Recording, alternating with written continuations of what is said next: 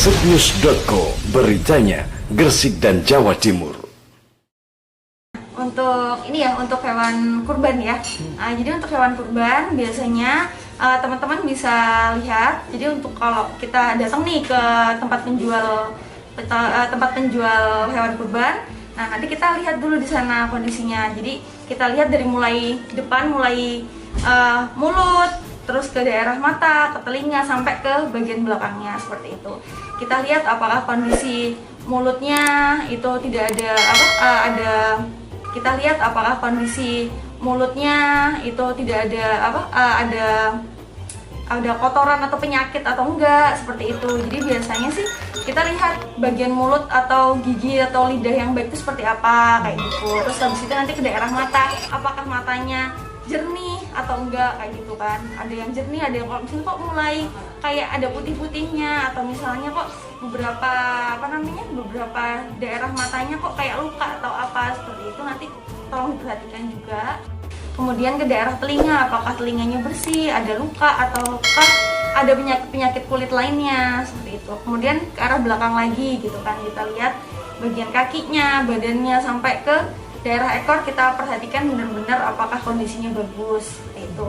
Terus kalau untuk beratnya biasanya kan menyesuaikan kadang juga teman-teman juga untuk kurban kadang menyesuaikan harga yang dibutuhkan, kosnya berapa sih, kayak gitu kan. Untuk kosnya berapa, jadi biasanya efeknya akhirnya ke timbangan berat badan atau besar kecilnya sih ininya si hewan kurbannya, kayak gitu ya. Jadi nanti disesuaikan aja dengan budget yang diperlukan oleh teman-teman seperti apa. Yang jelas minimal kita bisa melihatnya dari luar memang. Tapi kalau misalnya untuk nanti postmortem atau setelah kita buka, memang kita harus lihat dulu kondisi dagingnya, kondisi jeroannya seperti apa, kayak gitu. Jadi beberapa yang paling sering terjadi, jadi saat kita dagingnya jarang memang, tapi biasanya kalau untuk si jeroannya biasanya kita bisa benar-benar lihat, kayak gitu loh. Misalnya di bagian hati atau hatinya, hati si sapi atau kambingnya, kita biasanya buka dulu, belah dulu.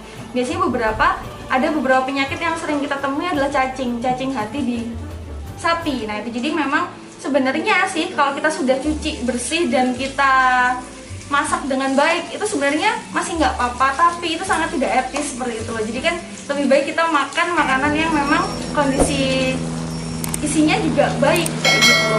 Jadi sebenarnya kalau misalnya kita nemukan cacing atau apa, itu sebenarnya masih nggak apa-apa, kita bersihkan. Cuman sebenarnya itu tidak etis gitu. Lebih baik kita makan yang kondisinya baik, kayak gitu. Terus nanti bagian ke pencernaan, misalnya kita menemukan cacing atau apa kayak gitu, memang lebih baik sih kita singkirkan aja, kayak gitu. Kita lebih baik milih yang sehat, kayak gitu. Untuk daging beberapa mungkin kita bisa lihat yang memang warna dagingnya segar, seperti itu kan.